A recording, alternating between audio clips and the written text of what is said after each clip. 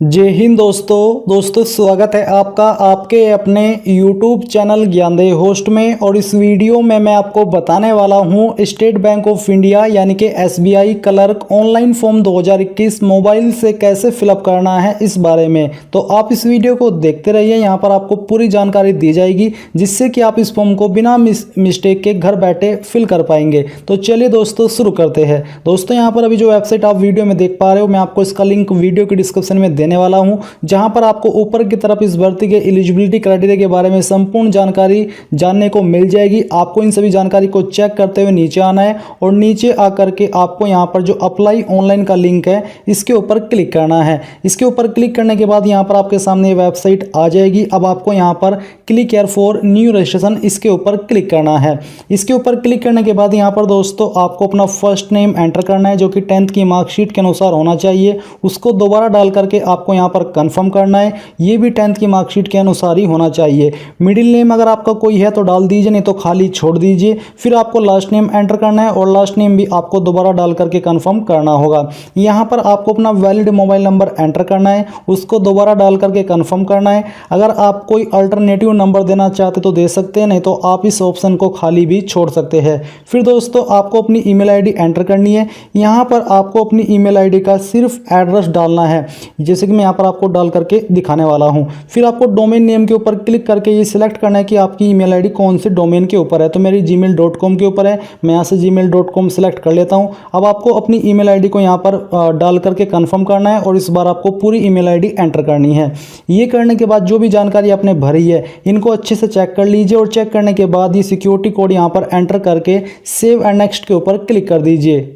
Save and next के ऊपर click करने के बाद आप देखोगे कि आपका रजिस्ट्रेशन हो चुका है और आपको इसकी जानकारी मेल मैसेज के माध्यम से भी सेंड कर दी गई है। अब आपको यहाँ पर अपना फोटो एंड सिग्नेचर अपलोड करना है। आपके फोटो का साइज क्या रहना चाहिए वो आप यहाँ पर guideline for scanning the photograph and signature इसके ऊपर क्लिक करके देख सकते हैं। उसके अकॉर्डिंग ही आपको अपने फोटो को अपलोड करना है। फोटो अपलोड करने के लिए आपको यहाँ पर चूज फाइल के ऊपर क्लिक करना है। इसके ऊपर क्लिक करने के बाद फाइल के ऊपर क्लिक करके अपने मोबाइल से अपने फोटो को सिलेक्ट कर लीजिए। फिर यहाँ पर आपको सिग्नेचर को अपलोड करना है। मैं यहाँ पर इनको अपलोड कर लेता हूँ और फिर आपको आगे का प्रोसेस दिखाता हूँ। तो ये देख लीजिए दोस्तों, आपके सामने आपका फोटो एंड सिग्नेचर इस प्रकार से आ जाएगा। अब आपको यहाँ पर नीचे नेक्स्ट के ऊपर क्लिक करना है। नेक्स्ट के ऊपर क्लिक करने के बाद आपके सामने यहाँ पर बेसिक जानकारी आ जाएगी। तो आपसे पूछा है कि do you want to apply under, तो यहाँ पर दो ऑप्शन है, एक है regular vacancies and backlog vacancies का और दूसरा है स्पेशल रिक्रूटमेंट ड्राइव का। तो आपको जिसके अंदर भी अप्लाई करना है वो आपको सिलेक्ट कर लेना है। आप यहाँ पर ऑफिशियल नोटिफिकेशन से जान सकते हैं कि किसके अंदर किस में कितने पद निकाले हैं।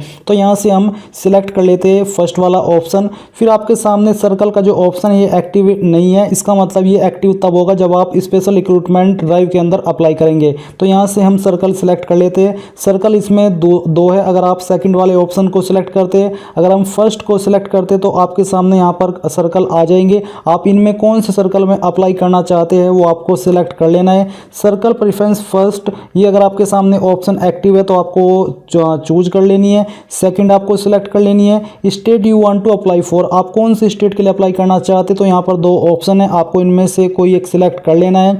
सिलेक्ट करने के बाद आपकी ऑफिशियल लैंग्वेज जो भी है वो बेसिकली हिंदी यहाँ पर दी गई है, आपको सिलेक्ट कर लेनी है।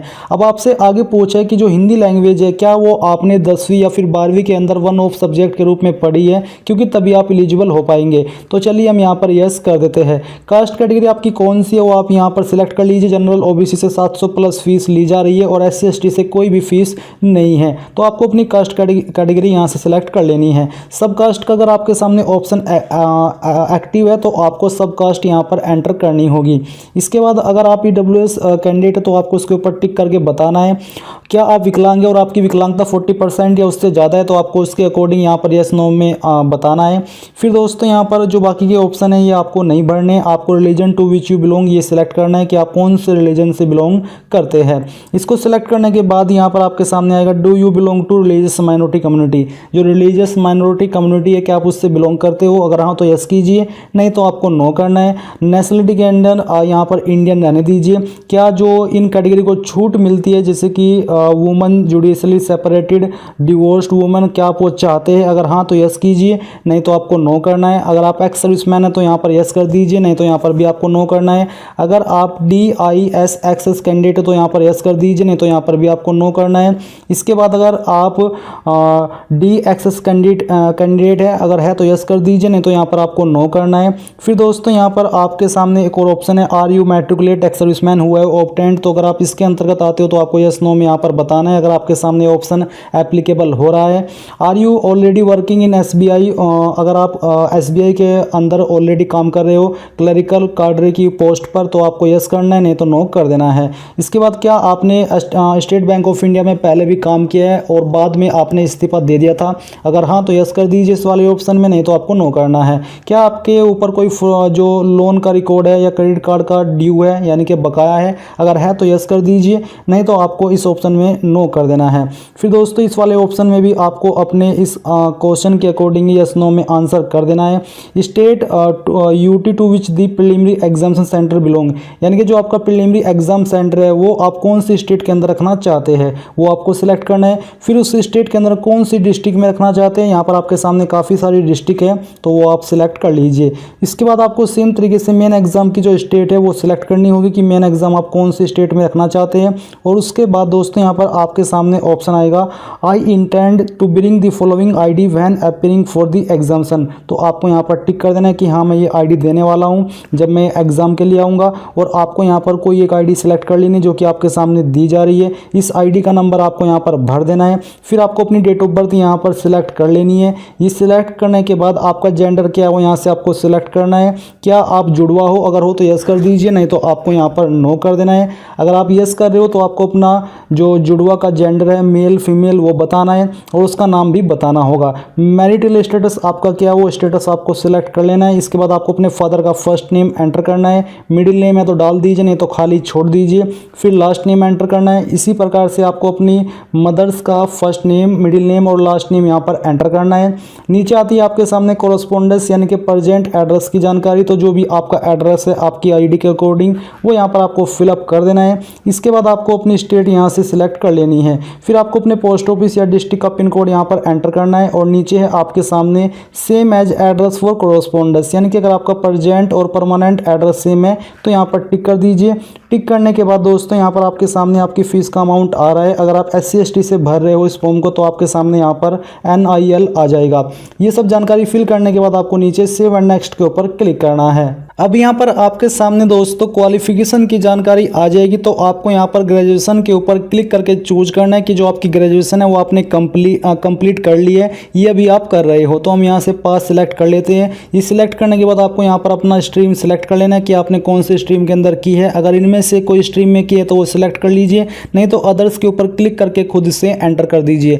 नेम ऑफ कॉलेज यूनिवर्सिटी आपको यहाँ पर एंटर कर देना है। फिर आपको डेट ऑफ पासिंग सिलेक्ट करनी है, पहले डे सिलेक्ट कीजिए, फिर यहाँ से मंथ और कौन से ईयर के अंदर आपने पास की थी वो आपको सिलेक्ट कर लेना है। आपकी परसेंटेज कितनी थी सभी सेमेस्टर को मिला करके वो यहाँ पर आपको एंटर कर देनी है और आपकी क्लास कौन सी थी वो आपको चूज कर लेनी है। अगर आपके पास इंटीग्रेटेड डबल डिग्री है अगर तो आप वो भी सेम तरीके से भर सकते हैं, जैसे कि आपने यहाँ पर ग्रेजुएट की जानकारी फिल की है। कोई पोस्ट ग्रेजुएशन की जानकारी है तो आप यहाँ पर सेम तरीके से भर सकते हैं। प्रोफेशनल क्वालिफिकेशन है वो जानकारी आप सेम तरीके से भर सकते हैं और कोई अन्य क्वालिफिकेशन है इसके भी वो आप अदर्स के सेक्शन में भर सकते हैं। यहाँ पर दोस्तों अगर आप एक्सपीरियंस की जानकारी देना चाहते तो दे सकते हैं, नहीं तो आप इसको खाली छोड़ दीजिए क्योंकि ये कंपलसरी आपसे नहीं मांगा। इसके बाद अदर डिटेल में ये SC/ST और ये जो एक कैटेगरी आप यहाँ पर देख पा रहे हो इनके के लिए एप्लीकेबल ही है। तो अगर आप चाहते कि जो ट्रेनिंग आपको दी जाती है तो यस कर दीजिए, नहीं तो आपको नो करना है। अगर आप यस करते हो तो आपको स्टेट चूज करनी है कि उस कौन सी स्टेट में चाहते हो, उस स्टेट में कौन सी लोकेशन पर चाहते हो वो डिस्ट्रिक्ट यहाँ से आपको सिलेक्ट कर लेनी है। ये सिलेक्ट करने के बाद लैंग्वेज नोन में आपको हिंदी दी गई है तो उसका स्टेटस रीड करनी आती है तो इसके ऊपर टिक कीजिए, लिखनी आती है तो इसके ऊपर और बोलनी आती है तो इसके ऊपर। और इसके अलावा अगर कोई आपको सेकंड लैंग्वेज आती है तो सेकंड लैंग्वेज यहाँ पर फिल कर दीजिए। फिल करने के बाद आपको उसका स्टेटस यहाँ पर इस तरह से सिलेक्ट करके बता देना है। अगर आपको कोई थर्ड और फोर्थ लैंग्वेज भी आती है तो आप यहाँ पर लिख करके उसका स्टेटस सिलेक्ट कर लीजिए, यानी कि उसके ऊपर टिक कर दीजिए।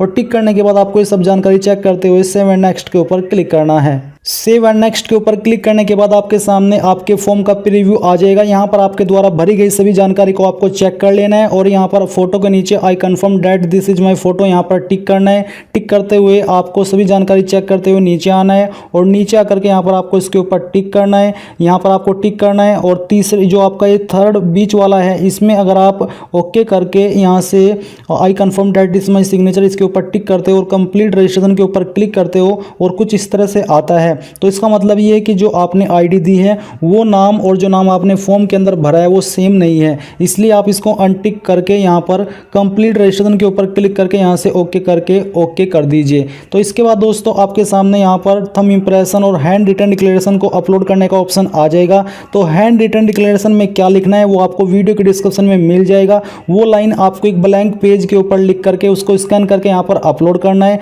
और फिर आपको यहाँ पर अपना थंब इंप्रेशन अपलोड करना है और ये सिक्योरिटी कोड डालने के बाद सेव एंड नेक्स्ट के ऊपर क्लिक कर देना है। Thumb impression and hand written declaration upload करने के बाद जैसे ही आप सेव एंड नेक्स्ट के ऊपर क्लिक करेंगे तो आपके सामने यहाँ पर आपका फॉर्म सबमिट का जो प्रिंट है वो आ जाएगा। अगर आप इस फॉर्म को जनरल ओबीसी से फिलअप कर रहे हैं तो आपके सामने फीस का अमाउंट आएगा। वो अमाउंट चेक करते हुए आपको सिक्योरिटी कोड एंटर करना है और उसको एंटर करने के बाद आपको पेमेंट के पेज पर ट्रांसफर किया जाएगा, जहां पर दोस्तों आपको अपनी फीस का अमाउंट जमा करना है और जमा करने के बाद आपको यहाँ पर इसी वेबसाइट के ऊपर डिडक्ट किया जाएगा और जहां पर आप अपने फॉर्म का फाइनल प्रिंट आउट ले पाओगे। तो यहाँ पर आप प्रिंट एप्लीकेशन के ऊपर क्लिक करके अभी इसको पीडीएफ के रूप में सेव कर लीजिए और बाद में आप लोग इसको प्रिंट करा लीजिएगा। इसी प्रकार से दोस्तों आप इस फॉर्म को फिलअप कर पाएंगे। आई होप ये जो प्रोसेस है वो आपको पसंद आया होगा। अगर आया है तो आप इस वीडियो को लाइक शेयर और साथ ही साथ आपके अपने यूट्यूब चैनल ज्ञानदेव होस्ट को सब्सक्राइब कर ले और सब्सक्राइब करने के बाद बेल के आइकन को ऑन कर ले।